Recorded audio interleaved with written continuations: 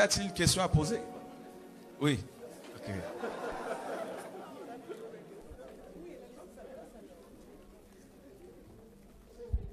Alléluia. Amen. Dans la Bible, on a dit que la femme ne devait pas enseigner la parole. Et quand vous étiez en Hollande, il y a une personne vous a posé la question si la femme pouvait enseigner. Et vous avez dit oui. Et ça m'a... Troublé. Voilà, ça m'a troublé. Et je voulais poser la question aujourd'hui. Ok. Qu'est-ce qu'un enseignement? C'est-à-dire prêcher la parole, surtout. Prêcher. D'accord. Voilà, c'est ça. Quand l'Église est née, il y avait combien de personnes? L'Église est née avec combien de personnes? 120. 120 personnes. On est d'accord? Est-ce qu'il y avait que les hommes parmi ces personnes? Il y avait des femmes aussi. Ok. Est-ce que ces femmes ont-elles prêché la parole? Qui est d'accord? Donc, parmi ces femmes, bien sûr, elles étaient remplies de l'esprit et puis elles ont parlé. On nous dit que ces personnes parlaient des merveilles de Dieu. Donc il y avait des femmes également. Donc prêcher, c'est quoi? C'est parler de la part du Seigneur. D'accord? Enseigner, c'est quoi? C'est instruire. Ok. Et il y a plusieurs types d'enseignement. Il y a deux types d'enseignement. On peut enseigner, tout le monde peut enseigner, parce que la parole nous dit dans 1 Corinthiens 14, verset 26, que faire, Paul dit, lorsque vous vous assemblez? Les uns ou les autres ont-ils une instruction? C'est-à-dire mantano en grec, qui veut dire enseignement. Dans les uns et les autres, y a-t-il des femmes ou pas? Ok. Donc, le premier type d'enseignement, c'est l'enseignement que tout le monde peut prodiguer. Et tu peux prendre un verset, par exemple, le lire dans l'Assemblée des Saints, parce que ce verset, en le lisant chez toi, ça t'a touché. Tu peux le partager même en 3 secondes avec les frères et sœurs et être aussi, être enseigné par cela. Je peux dire, le passage que tu as donné, ma sœur, la manière dont tu l'as compris, ça m'a vraiment enseigné. D'accord? Donc cet enseignement-là concerne tous les chrétiens. Nous sommes tous appelés à nous enseigner les uns les autres. Voilà pourquoi la communion fraternelle implique plusieurs personnes. Donc il y a un partage. D'accord? Donc la relation, elle est bilatérale. Je te donne, tu me donnes. Voilà, c'est ça la communion fraternelle. Elle n'est pas unilatérale, comme c'est souvent le cas dans beaucoup d'églises, où il n'y a que des pasteurs qui donnent au niveau de la parole et les autres ne partagent pas. Donc, on est tous appelés à, bien sûr, s'enseigner mutuellement, parce que nous méditons la parole, nous sommes appelés à méditer la parole chaque jour, chez nous. Le deuxième type d'enseignement concerne exclusivement les 5 ministères dont il est question dans Éphésiens 4. Là, c'est vraiment la pose des doctrines. Donc Jacques nous dit dans Jacques 3 que tout le monde ne doit pas se mettre à enseigner. Donc il parlait de ce type d'enseignement, deuxième type d'enseignement. C'est des personnes qui sont consacrées à cela par le Seigneur. Et donc les apôtres, les prophètes, les docteurs, tout ça. Et Paul disait dans 1 Corinthiens 14 qu'il fallait que les femmes se taisent dans les assemblées. C'est parce qu'il y avait des problèmes dans ces assemblées. Tout simplement. Parce que le même Paul dira que la femme peut prophétiser. Donc comment... Si on interprète ce passage littéralement, dans ce cas-là, il faudrait, n'est-ce pas, museler toutes les femmes. Et si Dieu va se servir d'une ânesse pour prophétiser, pourquoi pas les femmes? Donc, il faut être, par contre, rempli de l'esprit pour pouvoir le faire. Une femme qui enseigne et qui n'est pas remplie de l'esprit de Dieu, qui le fait charnellement, elle doit se taire. Mais par contre, de là à nommer des femmes pasteurs pour diriger les églises, non. Voilà. D'accord? Voilà. Mais... une femme qui veut enseigner constamment, il faut qu'elle soit sous l'autorité de son homme, de son mari qui est son chef, comme la parole le dit. Comme Aquilas et Priscille. D'accord? Voilà. Mais il faut d'abord qu'elles commencent par enseigner leurs enfants à la maison et pas vouloir jouer aux prophétesses à l'assemblée. Les hommes aussi, bien sûr. Commence à la maison d'abord. Oui, on a une main levée là-bas. La sœur a levé la main avant. On vous a distribué de l'eau? Est-ce qu'on en a de l'eau là, Laurent? Vous avez soif? Vous voulez qu'on vous en donne? On va le faire, merci. Oui. Bonjour. J'ai une question, mais j'ai déjà tellement réfléchi que je ne sais pas si je pourrais... Est-ce que tout le monde entend? Non. Je disais que j'y ai déjà tellement réfléchi que je ne sais pas si je pourrais me faire comprendre. Je voudrais savoir ce que ça veut dire réellement louer Dieu. Est-ce que ça veut dire parler de lui ou est-ce que ça veut dire chanter pour lui? Ça veut dire quoi réellement louer Dieu? D'accord.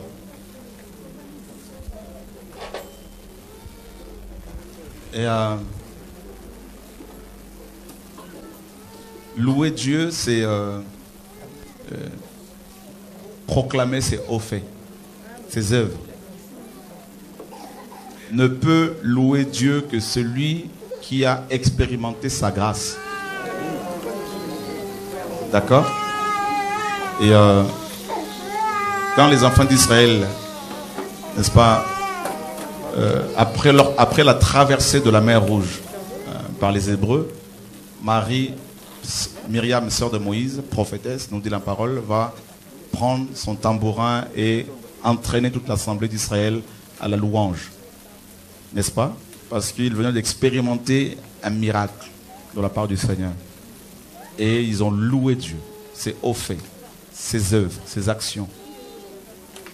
N'est-ce pas? Donc, si on te demande de louer Dieu alors que tu n'as pas expérimenté sa grâce, tu ne pourras pas le louer. N'est-ce pas? Donc, tu vas voir, je prends un exemple. On va pouvoir s'occuper des enfants si c'est possible. Tu rencontres un roi qui va user de la bonté envers toi, qui va te nourrir alors que tu es en galère, hein, tu souffrais, tu étais abandonné dans la rue et ce roi vient, il te reçoit chez lui, il te nourrit, il te protège, il te garde, il te défend. Qu'est-ce que tu vas faire en échange? Tu vas témoigner, non? Partout. Oh, vraiment, il est bon, vraiment, il est magnifique, il est compatissant, tout ça. Mais c'est ça la louange. Voilà. Et l'adoration, c'est le fait de dire ce que Dieu est. Il est bon, il est mon créateur. Et voilà. Louer, c'est dire ce que Dieu a fait. Adorer, c'est dire ce que Dieu est. Dieu a fait ça, Dieu a fait ça, Dieu a fait ça. Je le loue. Dieu est amour, je l'adore. Dieu est bon, je l'adore. Dieu est saint, je l'adore. D'accord? Donc c'est louer, c'est pas chanter, nécessairement.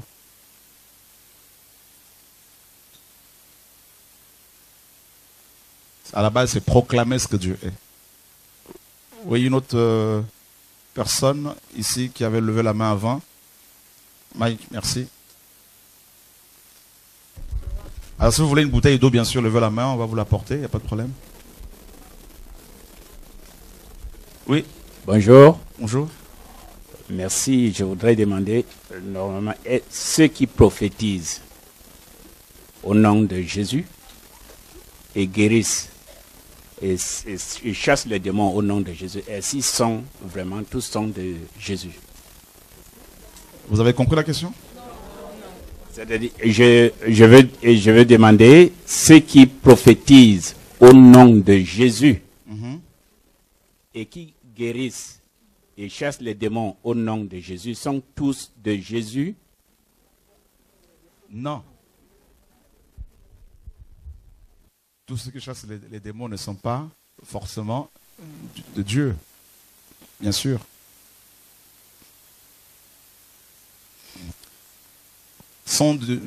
Appartiennent au Seigneur. Ceux qui appartiennent au Seigneur sont ceux qui portent ses fruits. D'abord. D'accord? Oui. Le micro là-bas, Mike.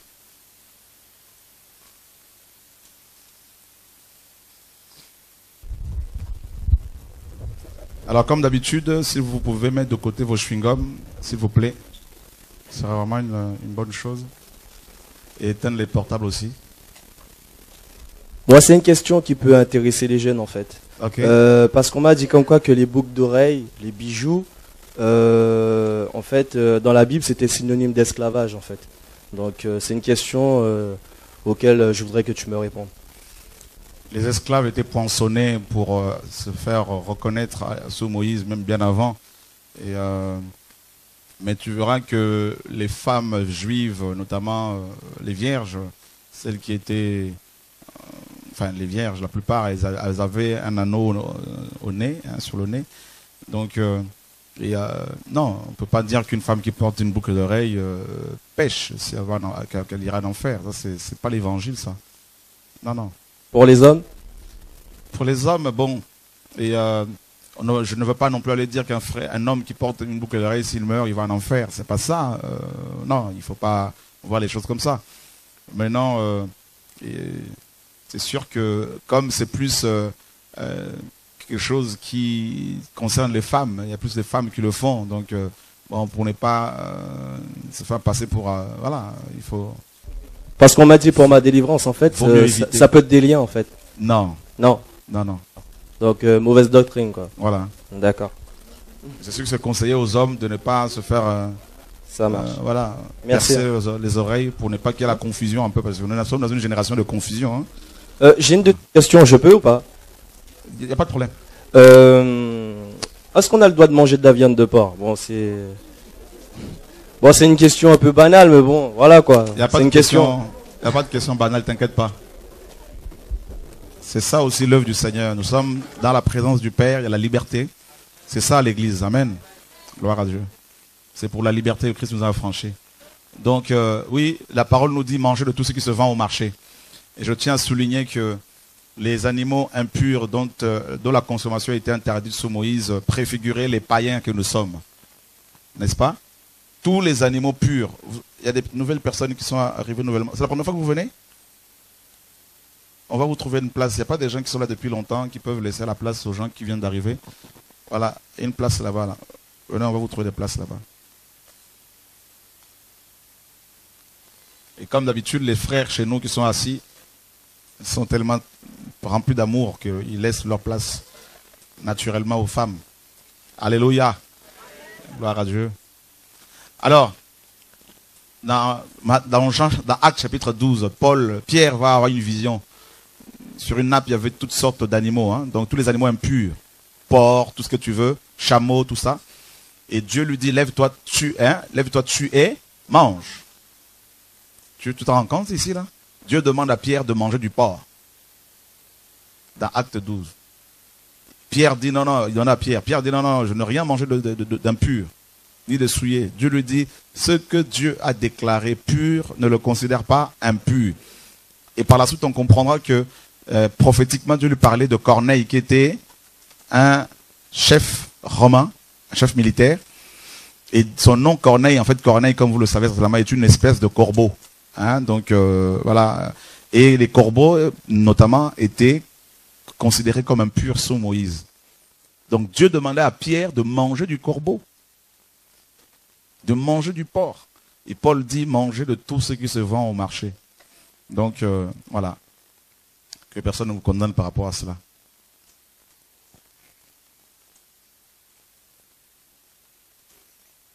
Et une main levée là-bas, c'est au fond, là-bas, le frère qui est au fond.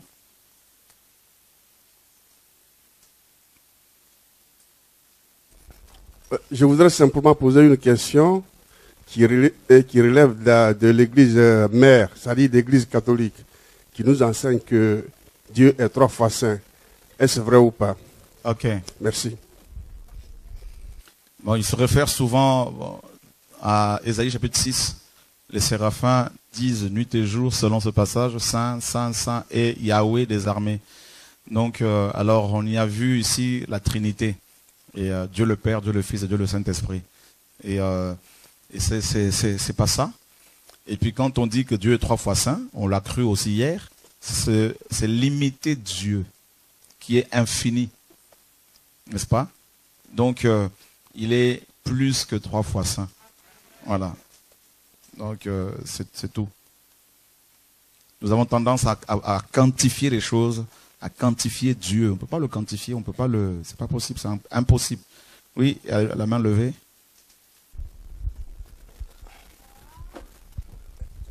Je voudrais savoir si on peut prier pour une personne malade sans avoir aucune formation. Si c'est possible, parce que ça m'est arrivé. J'étais à Dijon dans une fête, on était chez une cousine. Le micro près de la bouche. On était chez une cousine à Dijon. Mhm. Et il y avait une qui était malade, elle faisait des crises de je ne sais pas quoi. Mhm. On est rentré à 5 h du matin, on était couché. Et puis elle a appelé sa soeur, elle a dit ces choses-là reviennent. J'étais au milieu des deux. Elle a commencé à crier, elle avait mal partout. Elle a demandé à sa soeur, donne-moi le médicament. Et sa soeur lui a donné le médicament. Elle se frottait. Et moi, je les regardais, elle se frottait. Et puis, je suis descendue du lit tout de suite. Et je me suis mise devant elle. J'ai commencé à prier. J'ai appelé Seigneur au secours. Et puis, j'ai prié. Et puis, j'ai dit, lâche-la. J'ai crié, au nom de Jésus, lâche-la. 3 fois. Et ça s'est arrêté. Et quand j'ai vu que elle n'avait plus mal, j'ai demandé la paix. Et j'ai dit que ce mal n'entre chez personne d'autre. Et j'ai demandé la paix dans la pièce, j'ai demandé la paix dans le lieu. Et puis ça s'est bien passé. Et je suis allée dans la salle de séjour m'asseoir là-bas. Alors je ne sais pas si j'avais le droit de le faire ou pas, mais je l'ai fait.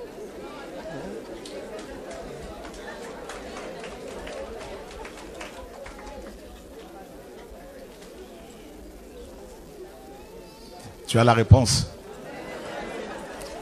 Marc chapitre 16 nous dit, le Seigneur dit, voici les miracles qui accompagneront ceux qui auront cru. À mon nom, ils chasseront les démons, ils guériront les malades, ils parleront de nouvelles langues. N'est-ce pas? Voilà. Donc tu as cru en Jésus. Tu n'es pas dans un péché. Donc tu peux prier pour les gens. Voilà. Amen. Et tu vois, tu n'as même plus besoin de prendre ton téléphone, d'appeler un pasteur. C'est fini ça, cette époque-là. C'est révolu. Alléluia. Ouh. Beaucoup vont être au chômage.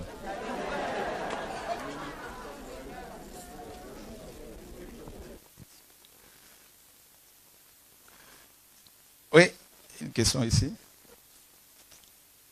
Et puis c'est gratuit, tu vois. La personne est guérie.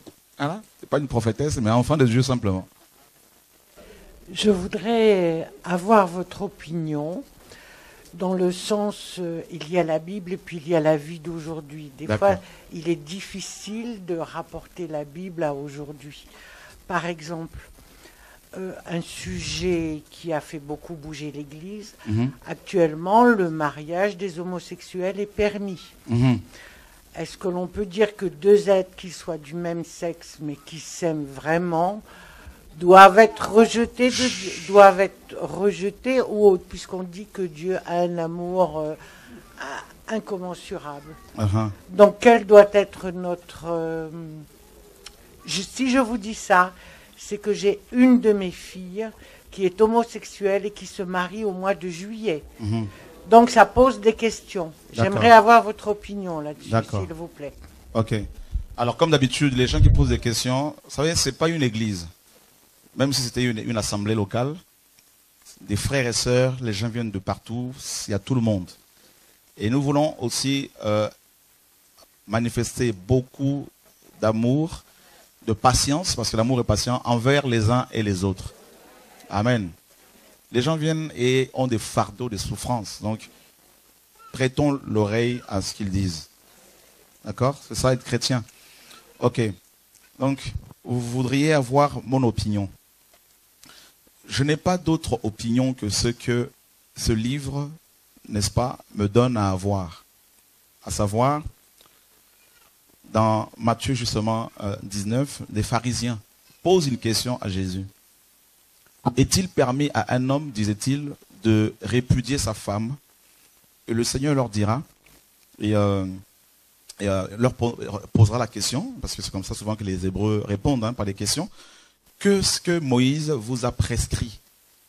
Et ils vont répondre bien sûr, ils vont dire ce que Moïse a dit, et ensuite le Seigneur dira, eh bien, au commencement, parce que Moïse disait que si un homme n'aimait plus une femme, sa femme, il pouvait juste la répudier en lui écrivant une lettre.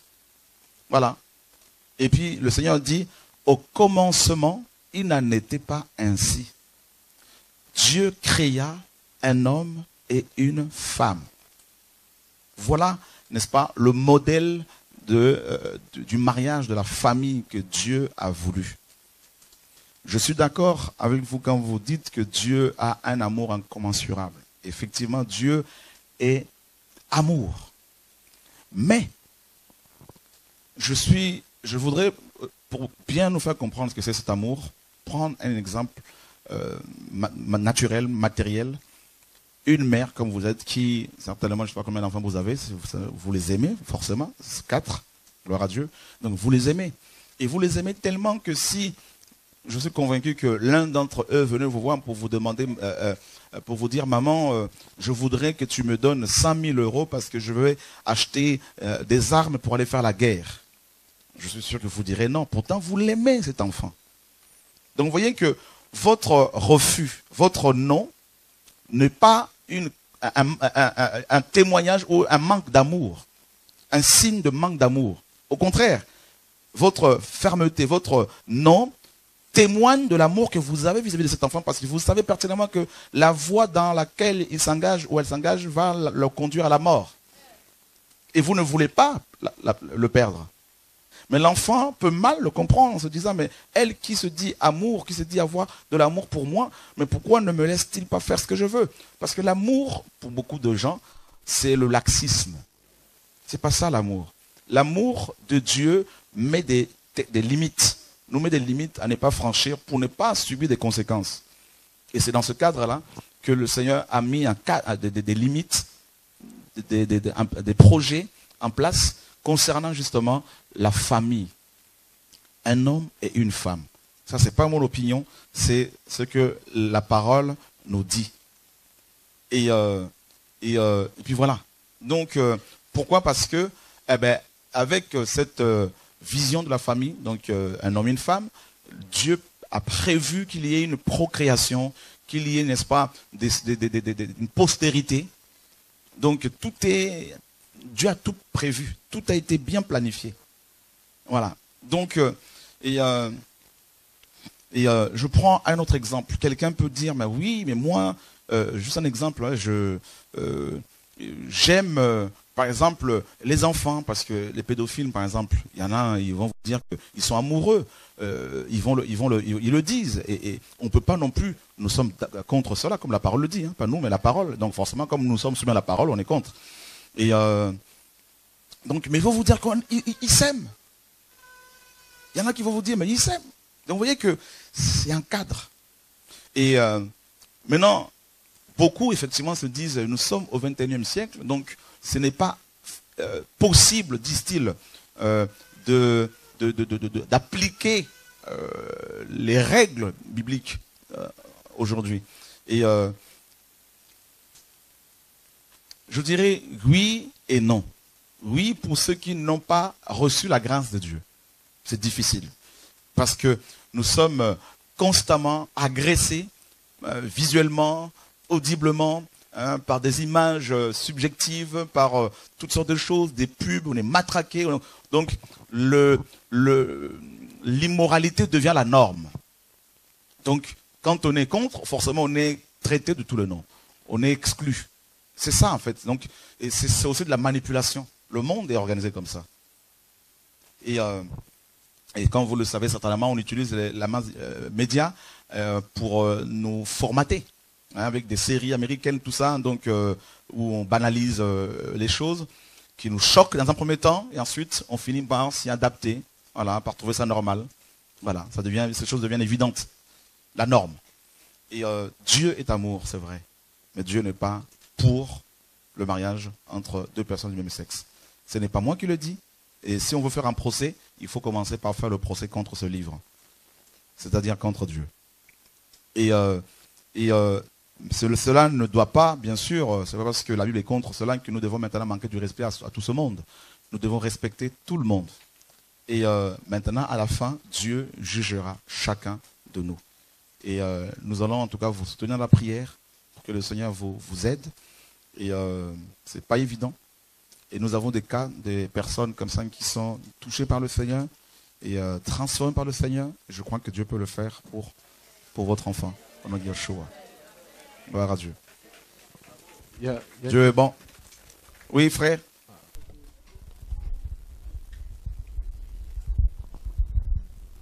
Alléluia.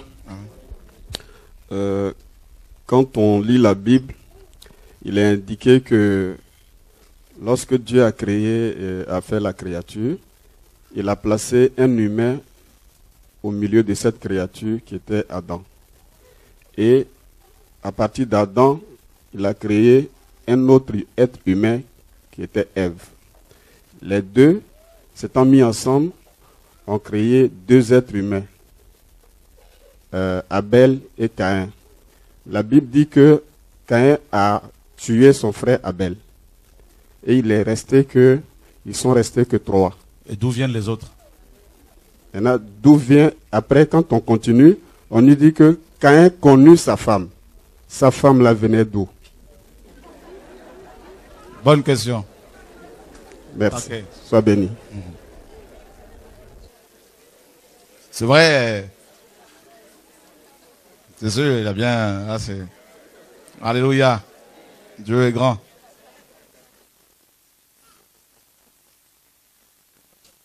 Tu es d'Abobo? Hein? Hein? Ouais, la Côte d'Ivoire, je sais. Ok. Ouais, je connais, c'est mon pays. Ok. Alors, ce qu'il faut comprendre, c'est que Jean nous dit ceci dans Jean chapitre 20. Regardez.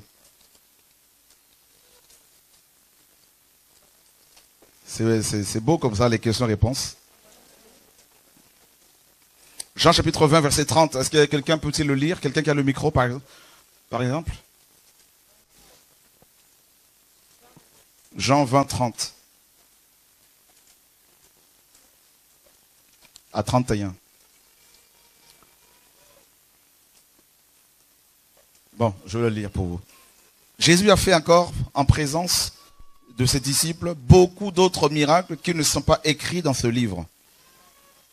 Mais ces choses ont été écrites afin que vous croyiez que Jésus est le Christ, le Fils de Dieu, et qu'en croyant, vous ayez la vie en son nom. Amen.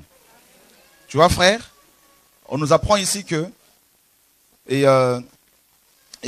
Jésus a fait beaucoup de choses qui ne sont pas écrites dans ce livre-là. Et le verset 21-25, on nous dit, Jésus a fait encore beaucoup d'autres choses. Si on les écrivait en détail, d'accord? Si on les écrivait en détail, je ne pense pas que le monde même pourrait contenir les livres qu'on écrirait. Donc si on devait écrire également Genèse, tout ce que Dieu a fait en détail, je prends un exemple. On nous dit que Dieu va... Parce que je me bloque là, pourquoi? Parce que je veux vous poser une question pour vous amener à répondre pas correctement afin de mieux vous aider. Dieu, je pose une question, mais voilà, c'est comme ça, ça va nous éclairer. Dieu a mis combien de temps pour créer le monde?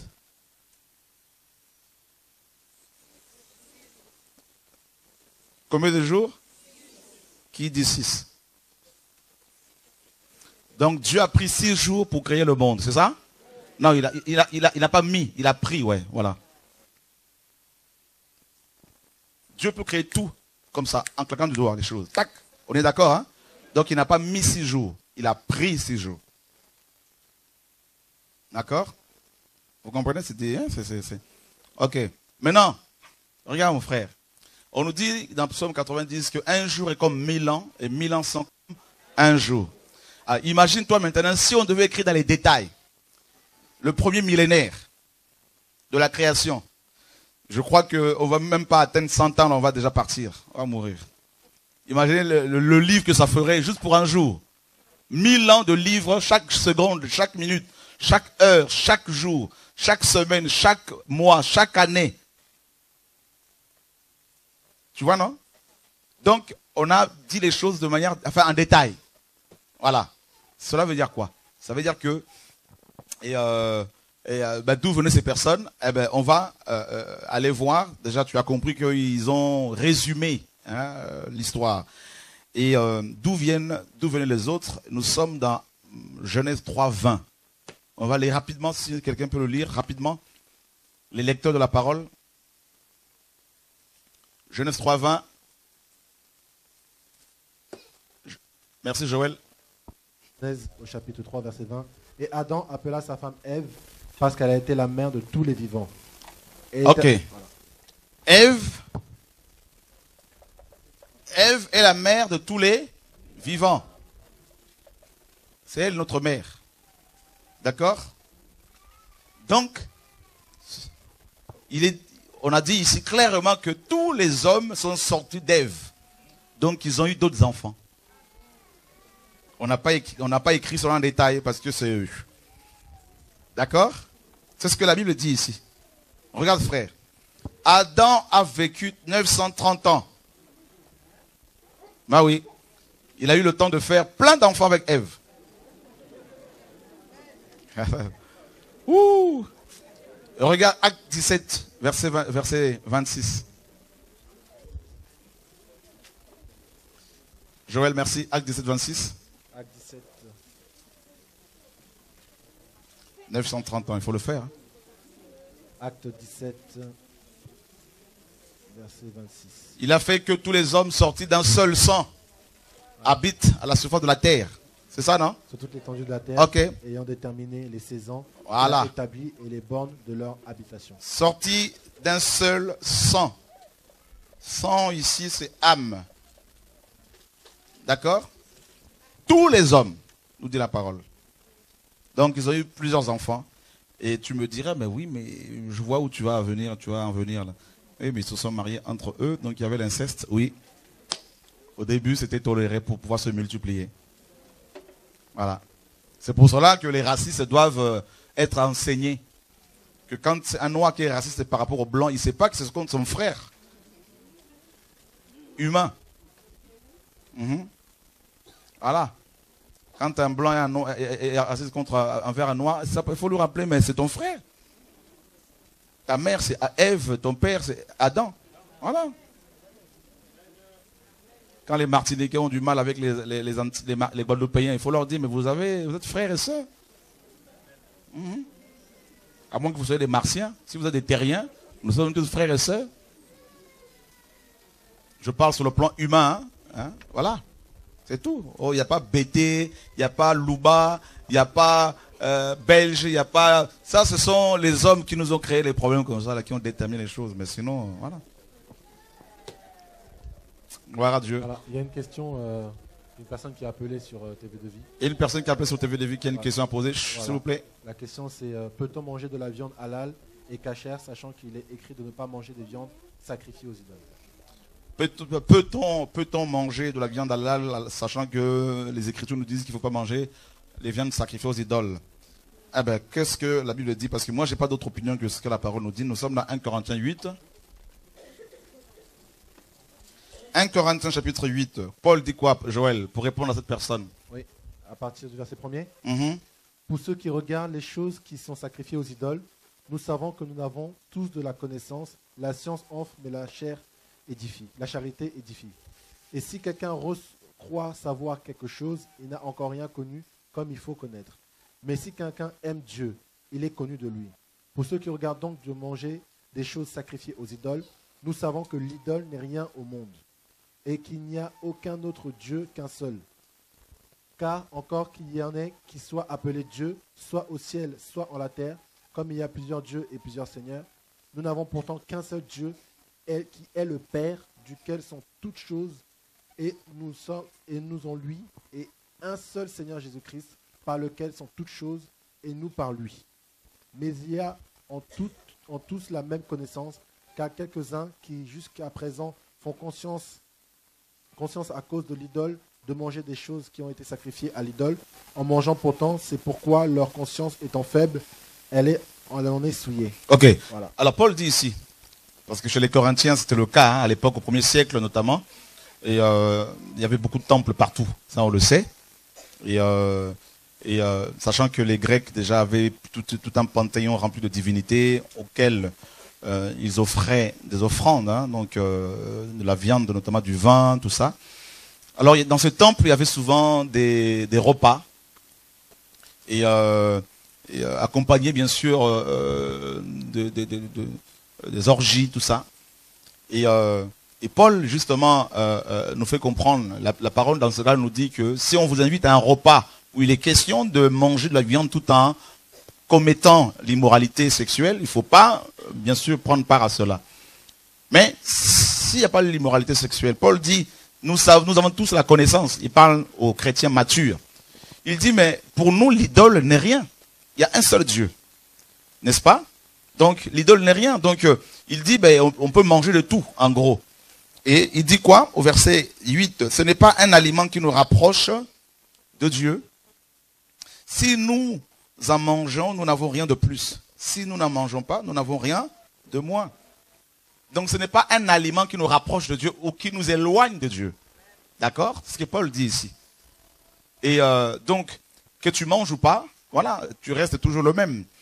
Mais il dit au verset 9, prenez garde toutefois que votre liberté ne devienne pas une pierre d'achoppement pour les faibles. D'accord? Prenez garde, parce que moi, qui suis chrétien, par exemple, qui ai un peu de connaissance, je parle de manière globale, nous qui sommes chrétiens, si on t'amène de la viande sacrifiée à un démon, tu la sanctifies au nom de Jésus-Christ, c'est bon, tu manges. Mais quelqu'un qui veut se convertir, qui n'a pas encore cet enseignement, pour ne pas le choquer, tu vas dire, bon, c'est pas l'hypocrisie, c'est la sagesse. Tu dis, bon, je ne veux pas manger pour ne pas choquer sa conscience qui est faible. D'accord? C'est ce que Paul nous apprend ici.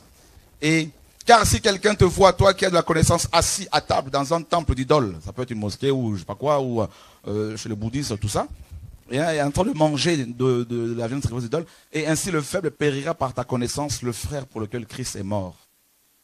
Tout est sanctifié par la prière et la parole. Amen. Voilà. Depuis que tu manges là, tu sais tout ce que tu as pu avaler qui n'était pas de Dieu. Voilà comment souvent on est hypocrite. Quand tu vas faire des courses au marché là, tu sais tout ce que tu vas manger là, par où c'est passé là. Hein? Voilà. Donc on sanctifie tout au nom de Jésus-Christ et on mange. D'accord? Voilà. Question? Jeune homme?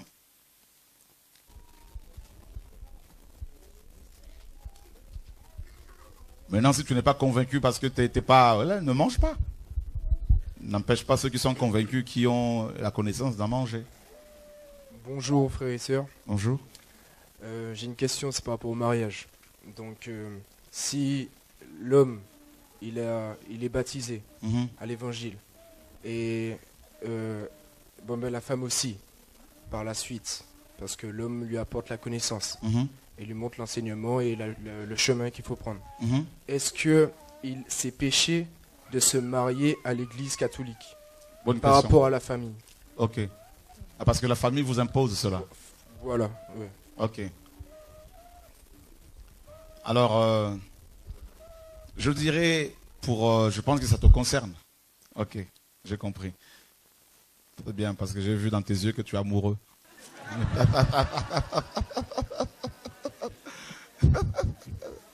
C'est bien.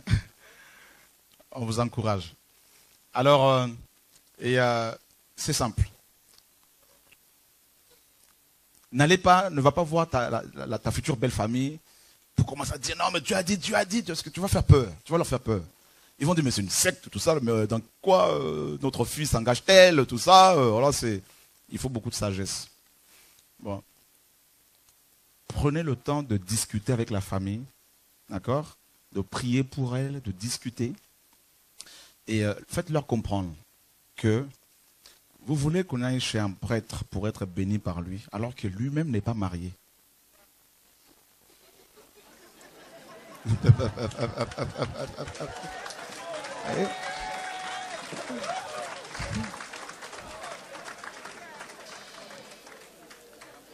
Papa, maman, ne trouvez-vous pas étrange que vous nous obligiez d'aller voir quelqu'un qui est censé nous bénir pour qu'on soit heureux dans le mariage alors qu'il lui-même n'a pas une expérience dans ce domaine? Voilà. Commencez par des petites questions comme ça. Papa, maman, ne trouvez-vous pas étrange qu'il n'y ait pas un seul saint africain? Enfin bref, ça c'est encore un autre débat. Voilà, donc en fait la bénédiction nuptiale a commencé avec le concile de Trente en 1547. Ce concile a duré au moins 17 ans. Et c'était la réaction de l'Église catholique face à la réforme protestante initiée par le Seigneur, par le biais de Luther. Donc Luther, qui était catholique avant, a demandé au pape de l'époque qu'il y ait une réunion, un débat, pour discuter sur la parole, sur les doctrines catholiques qu'il dénonçait.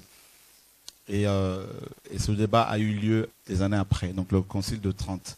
Et c'est là que l'Église romaine, catholique romaine, va mettre sur pied les 7 sacrements de l'Église. Donc l'un de ces sacrements, c'est la bénédiction nuptiale. Alors que dans la Bible, aucun mariage n'était béni par un prêtre, par un pasteur. C'est une fête civile, familiale. De tout. Voilà. Donc il faut prier d'abord, savoir comment parler aux gens qui n'ont pas cette connaissance-là pour ne pas choquer. D'accord? Voilà.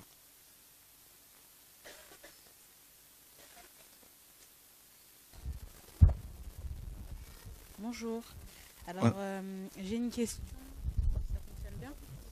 J'ai une question concernant le mariage et donc le divorce, la répudiation. J'étais en train de méditer la parole dans Matthieu 19 et à chaque fois que je reviens sur un passage, je suis bloquée. Donc où il est dit mais je vous dis que celui qui répudie sa femme, sauf pour infidélité, et qui en épouse une autre, commet un adultère. Et celui qui épousera celle qui a été répudiée commet aussi un adultère. En fait, mon blocage, c'est sur sauf pour infidélité. Donc, est-ce qu'on peut comprendre par là que si une femme trompe son mari, elle a le droit donc d'être répudiée par son mari? Donc, elle peut être répudiée, oui. Mais attention, c'est souvent le cas. C'est là que ça coince. En fait, très souvent, on va sortir des versets bibliques hors de leur contexte. Et c'est comme ça qu'on nous a appris à voir. En fait, l'approche que nous avons de ce livre n'est pas toujours bonne. On l'approche dans nos têtes avec la pensée de copier-coller. Vous voyez ce qu'on on fait avec l'ordinateur. On prend un bout là, tac, on va le coller ailleurs. Et on ne tient pas compte du contexte de tout le chapitre, de tout le livre, et de l'histoire, tout ça. Et Jésus dit ceci, qu'au commencement, il n'en était pas ainsi. D'accord? Et Adam aurait pu divorcer quand Ève a mangé le fruit. Bon, il s'est laissé entraîner. Mais vous voyez bien qu'il n'y a pas eu de divorce dans le premier couple. D'accord? 930 ans de mariage. Parce que Adam n'a pas connu la période de l'enfance. Il a été créé homme tout de suite. 930 ans, ça c'est le record. Notre premier parent. Nos premiers parents. Donc ils nous ont légué un héritage quand même. Il y a le péché d'un côté, mais quand même, il y a quand même ce côté-là où ils sont restés ensemble. Voyez? Donc, ça commence bien. Ensuite, quand le Seigneur a dit, sauf pour cas d'infidélité. Maintenant, si dans un couple, l'un des conjoints tombe dans l'adultère, comment doit-on agir? Matthieu 18, 15 nous dit quoi? Si ton frère a péché. Donc, il faut rappeler à ce couple qu'ils sont frères et sœurs. Parce qu'ils ont le même père céleste, ils sont chrétiens. Donc, ils sont frères et sœurs. Donc, si ton frère a péché, va le reprendre entre toi et lui. Donc, il faut d'abord essayer de ramener la personne à Dieu. Il ne faut pas brandir le divorce comme ça. Non, non, pas du tout. On ramène la personne à Dieu. Et ça peut durer longtemps. Ensuite, si elle continue, on prend des témoins qui vont essayer de l'aider. Ça peut durer aussi longtemps. Si elle refuse, on fait intervenir l'assemblée, comme il est dit dans les Écritures. Et si la personne refuse, on la considère comme une inconvertie. Mais pour en arriver là, il faut vraiment le vouloir. D'accord? En fait, le Seigneur voulait nous montrer que oui, sauf pour cas d'infidélité, c'est porno, il y a un grec qui donne la pornographie. Donc, il est question de l'infidélité sexuelle. Et encore, attention, attention. Il est dit dans Hébreux 12 que le mariage soit honoré de tous. 13. Que le mariage soit honoré de tous. Et le lit conjugal exempt de toute souillure. De souillure. Ça veut dire quoi? Chez les Hébreux, pour valider une infidélité sexuelle, il fallait attraper la personne en flagrant délit d'adultère. Et dans le lit conjugal, Donc vous voyez, quand Jésus dit sauf pour cas d'infidélité, on ne voit pas tout ce qu'il y a autour. Dans le lit, c'est-à-dire tu pars au travail, tu retournes, tu rentres à la maison, tu trouves ta femme sur le lit ou ton mari sur le lit conjugal, qui est souillé. Sinon c'est facile, tout le monde peut dire ma femme m'a trompé, mon mari m'a trompé. Ah oui, Dieu est le Dieu qui met des... Hein, il met des... Ah ouais, il met pas des barrières, je dirais, oui, des limites, pour un cadre pour ne pas nous perdre. Vous voyez? Et la femme qui avait été surprise en flagrant, hein, en plein adultère, qui trompait son mari, vous vous rappelez dans Jean chapitre 8? Vous vous rappelez, non? Eh bien, on l'a attrapée, comme les Écritures le disent. Mais bizarrement, ils ont laissé partir l'homme. C'était des machos, ces hommes-là. Et ils l'amènent auprès du Seigneur, les pharisiens. Seigneur, hein, Moïse a dit qu'il faut lapider de telles femmes. Et toi, tu dis quoi? C'est ça, hein? Et le Seigneur, qu'est-ce qu'il a fait? Il a commencé à écrire. Non, il leur a d'abord dit que celui d'entre vous qui n'a jamais péché, eh ben, jette sur elle le premier la pierre. Accusés par leur conscience. Là, c'est le Saint-Esprit qui est rentré en action. Pour commencer à rappeler aux gens leur péché. Voilà, le 1er juillet 2009, tu as péché à tel endroit. Tu as fait telle chose. Ouh lolo, il n'y avait personne ce jour-là. Ben, j'étais là, moi, Dieu. Ici, nous avons un procès. Hein? Et il y avait vice de procédure parce que le mari, l'homme n'était pas là. L'homme avec lequel cette femme était tombée. Alors, Yeshua ici était dans son rôle. Il était en tant était avocat et juge. C'est un procès. Et puis, tout le monde est parti, tous ses accusateurs. Elle reste seule, le Seigneur se lève. Il lui dit, femme, où sont ceux que tu accusés? Et il lui dit, va et ne pêche plus. Voilà. Il n'a pas dit, va divorcer. Entame une procédure de divorce. Ah, Jésus est terrible, frère. C'est pour cela, avant de vous engager dans le mariage, réfléchissez. Parce que vous allez rester collé à la personne jusqu'à votre mort. Alléluia. Oh non, mais tu sais, il est méchant. Il a un caractère compliqué. Est-ce qu'on t'a dit qu'à cause du caractère, tu es obligé. Si tu es séparé, reste célibataire à vie. C'est pas un jeu. C'est parce qu'on joue avec le sexe. Voilà pourquoi, enfin, beaucoup de gens, voilà pourquoi il y a autant de problèmes. Dieu a prévu la sexualité dans le cas d'un mariage entre un homme et une femme, où les parents ont été impliqués et honorés, comme les Écritures le disent. Qu'ils soient parents chrétiens ou païens, il faut les honorer parce que ce sont vos parents. Voilà, Dieu respecte cela. Celui qui n'honore pas ses parents ne peut pas être béni par Dieu. Voilà.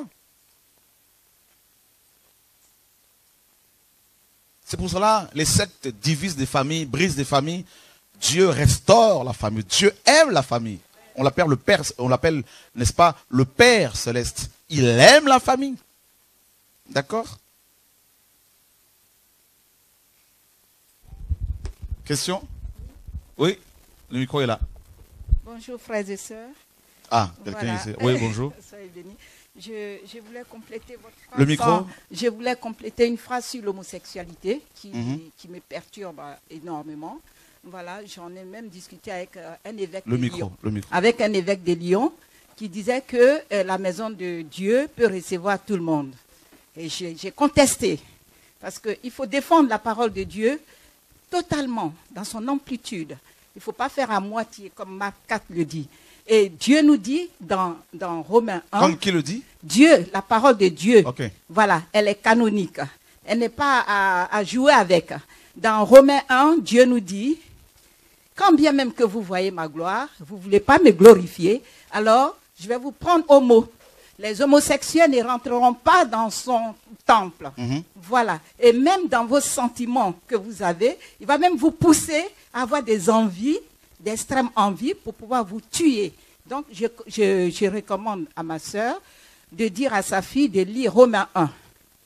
Et elle n'est pas convertie. Elle n'est pas convertie. Oui, mais ça peut toucher, la parole peut toucher si elle lit. La parole peut toucher, nous sommes d'accord. Mais le problème, c'est quoi? Il ne faut pas oublier que nous avons tous la parole. Oui. Si son esprit ne touche pas ton cœur, c'est vrai. Parce que tu as beaucoup de pasteurs, ils ont la Bible, ils la méditent, mais ils ne veulent pas l'appliquer. Ouais, il faut qu'elle prie beaucoup. Et la deuxième question est que moi, je suis ivoirienne, je suis bêtée. Je me suis mariée en 87 aux Zaïre, où j'avais de la famille. Donc, je me suis mariée avec un homme de Tikapa. Au départ, il était bien. Et après le mariage, c'était plus ça. Il a carrément changé. À chaque fois que je lui donne un conseil, il me dit, mais tu n'es pas ma mère. J'ai fait ce que je veux. Et j'étais totalement perturbée. Alors, je lui ai dit, écoute, si ça continue comme ça, même la violence, hein, quand je reviens du travail... Tu étais chrétienne?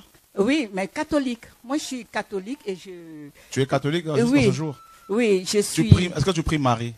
Tout le temps, je l'ai prié tout le temps, depuis mon enfance. Okay. J'ai connu que ça. Je suis même hospitalière à Lourdes. D'accord. Voilà, j'ai fait du bénévolat tous les ans à Lourdes. Okay. Mais la première fois quand je suis venue ici, il y a peut-être 6 mois, vous m'avez dit qu'elle ne m'a pas exaucé. Et ça, j'ai réfléchi. Elle n'a pas été attentive à mon attente. Parce qu'elle est morte. Sur beaucoup de choses.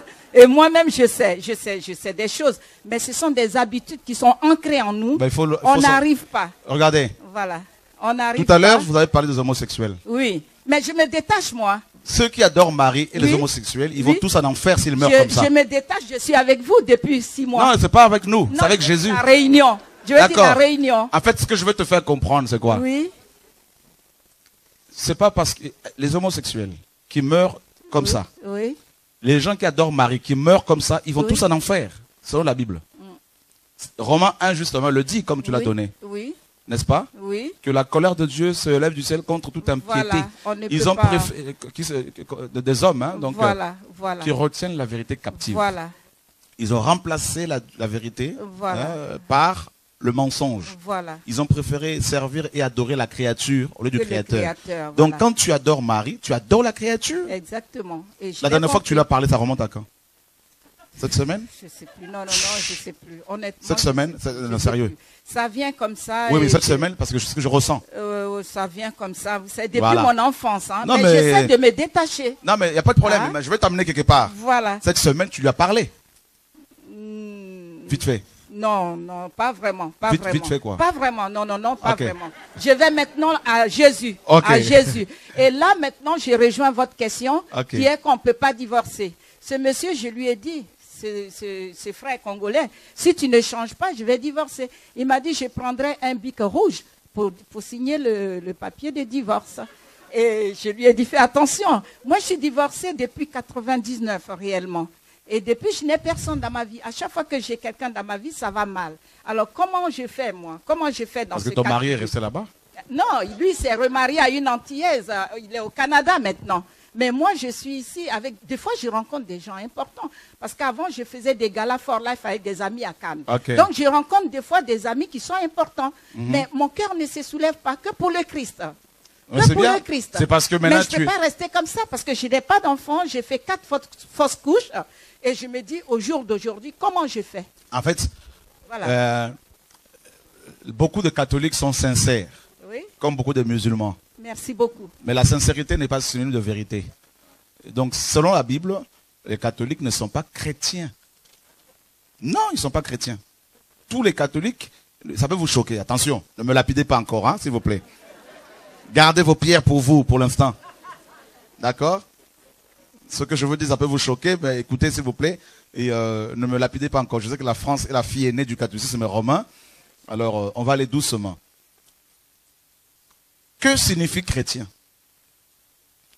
Disciple de Jésus-Christ. D'accord?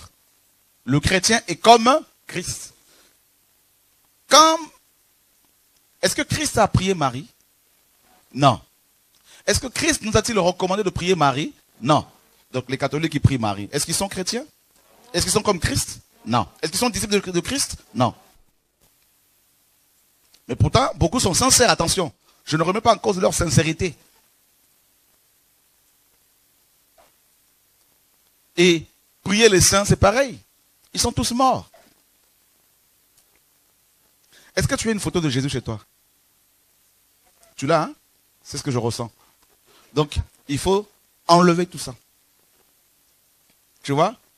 Ouais, on va parler à la fin, on va pouvoir t'aider. Donc, c'est pour cela qu'on a tendance souvent à vouloir jeter des pierres sur le péché des uns des autres, alors qu'on a aussi des choses à régler. Celui qui vole et celui qui commet l'adultère, s'il meurt comme ça, ils vont en enfer. D'accord? Amen? C'est important. C'est pour cela que je disais, vous pouvez donner des versets aux gens, si Dieu ne les a pas convaincus à la base, là. Parce qu'il y a des gens qui n'ont pas de Bible et pourtant ils sont convaincus que le péché existe. Donc c'est d'abord, le Seigneur disait, mes paroles sont esprit et vie. Bien sûr, il faut annoncer l'évangile, on est d'accord. Waouh, il y a beaucoup de questions. La jeune fille qui est là, c'est intéressant de voir des enfants comme ça avec des questions. Merci. En fait, c'était pour demander... Plus fort. C'était pour demander, il y a des vrais chrétiens, ils ont le Saint-Esprit avec eux, mais pourquoi ils ont peur des choses? Peur du noir, par exemple? Bah oui, même des chiens, de n'importe quoi, je sais pas moi. Mais pourquoi ils ont peur s'ils savent que Dieu est avec eux? Très bonne question. Alors ça, c'est aussi très culturel. Hein? Par exemple, beaucoup d'Africains ont peur d'animaux. Quand ils voient un chat, c'est dans la culture. Pourquoi? Parce que parce que le chat est assimilé à la sorcellerie. Alors pourquoi ont-ils peur? Le problème, c'est que beaucoup ne sont pas réellement convertis aussi. Ce n'est pas parce que quelqu'un fréquente une assemblée qu'il est chrétien. C'est pour ça que je disais par rapport aux catholiques, ça peut aussi par rapport aux évangéliques. Hein. Il y a beaucoup de chrétiens évangéliques qui ne sont pas chrétiens. Ce sont des gens qui fréquentent les chrétiens, comme là aujourd'hui, mais qui ne sont pas convertis. Vous allez voir que dans leur vie, beaucoup vivent des femmes vivent avec des hommes alors qu'elles ne sont pas mariées. Elles ont des enfants, elles sont dans le péché. Donc on pense que c'est des chrétiens, mais ce n'est pas des chrétiens. Tu vois, non? Regarde, dans ton école, t'es au collège? Ok. Alors, t'as de tout, hein? T'as des Français, mais tous ceux qui fréquentent le collège ne sont pas Français. On est d'accord? Donc, il y a des étrangers, et il y a des blancs d'origine belge, des blancs d'origine, je ne sais pas, allemande, tout ça. Et il y a des Africains, il y a de tout. Ce n'est pas parce que les gens fréquentent cette école qu'ils sont tous Français.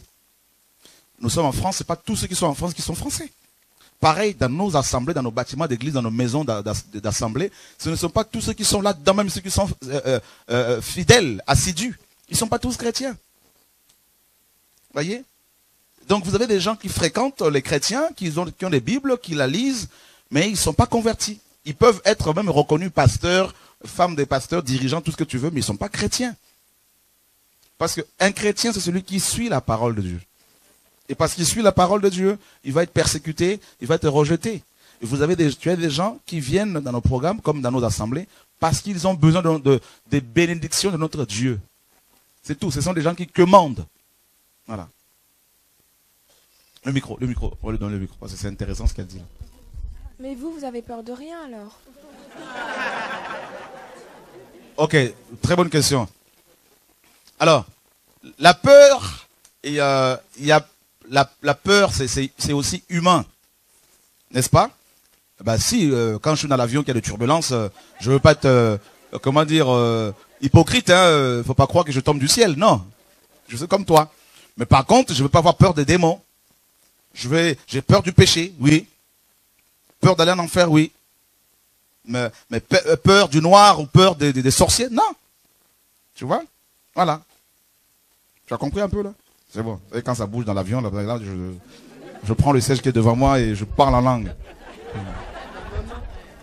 Ok. C'est intéressant tout ça. Hein?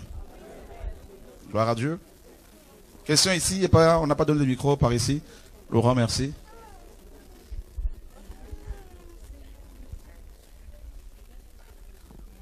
Vous êtes fatigué là? Oui. En fait, j'ai un peu honte de poser la question. Tu as honte? Un peu. Voilà, donc ça arrive aussi. On est un peu timide, ça arrive. On est humain, t'inquiète pas. En fait, depuis que j'ai lu Matthieu 12, par rapport au blasphème du Saint-Esprit. Ben, depuis, dans ma tête, il y a plein de trucs. J'ai trop peur d'avoir blasphémé et j'ai trop peur du péché. Donc, du coup, limite, dans ma famille, ils disent tous que je suis devenue folle. D'accord. Donc, en fait, j'ai super peur.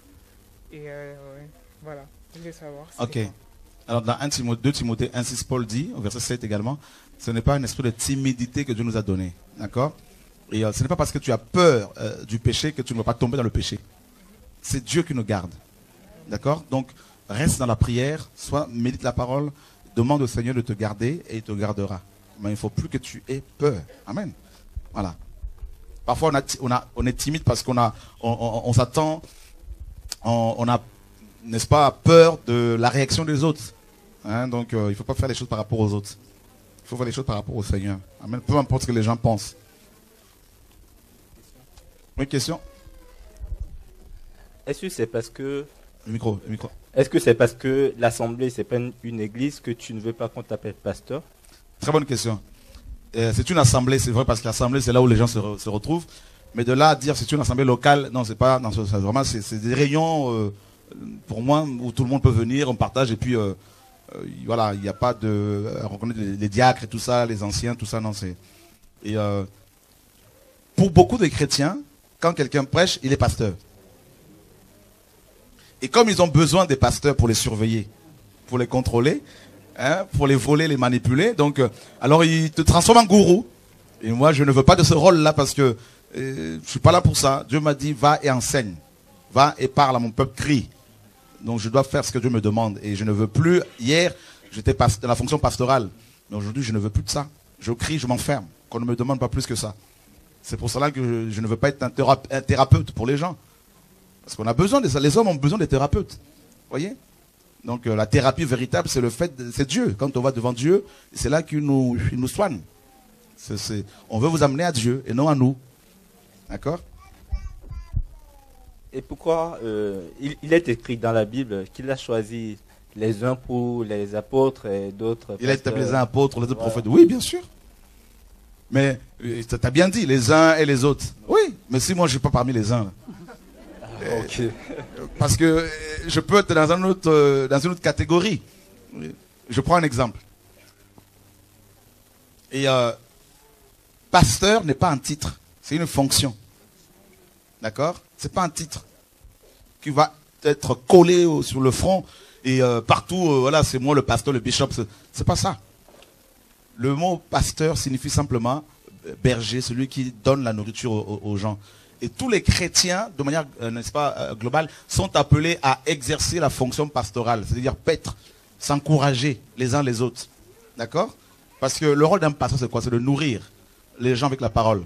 Donc si tu me donnes aussi la parole, que tu médites chez toi, tu me la partages, cette parole. Donc tu joues en quelque sorte le rôle d'un pasteur, alors que tu n'es pas forcément dans cette fonction en permanence. Voyez? Donc, et la manière dont les pasteurs fonctionnent aujourd'hui, quand on les dénonce, hein, cette manière, on la dénonce, cette manière-là amène les gens à la dépendance vis-à-vis des pasteurs, et ça amène les abus. Voyez, cet esprit de contrôle, de manipulation, aussi bien pasteur que prêtre, hein, ou le pape. Voyez, et c'est grave. Il faut amener les chrétiens à être dépendants d'abord du Seigneur, hein, de la parole de Dieu. Et puis bon, quand il y a des pasteurs, des frères, des apôtres, tout ça, qu'ils comprennent que ce sont des frères. Tout simplement, ils ne sont pas au-dessus. Il y a un seul qui est au-dessus, c'est Dieu. C'est Jésus. C'est ça en fait l'évangile. Voyez? Le fait de se mettre sous le contrôle, sous la couverture d'un homme, c'est pas biblique, c'est pas correct, parce qu'on est écrasé après, on est contrôlé, on est envoûté, c'est pas bon. Voilà. Et c'est comme ça que naissent les sectes. Et vous savez, autre chose, des chrétiens ont besoin de... Pourquoi ces chrétiens ont-ils besoin des pasteurs? Parce que eux-mêmes, ces chrétiens, ne se sanctifient pas. Parce qu'ils vont voir des pasteurs compris pour eux. Mais quand on leur pose la question, est-ce que vous êtes mariés? Non. Mais commencez d'abord par mettre s'ils vivent en couple, hein, commencez d'abord par mettre de l'ordre dans vos vies. Ensuite, on verra. Mais c'est parce que les pasteurs n'ont pas d'autre solution que ce que la parole leur donne.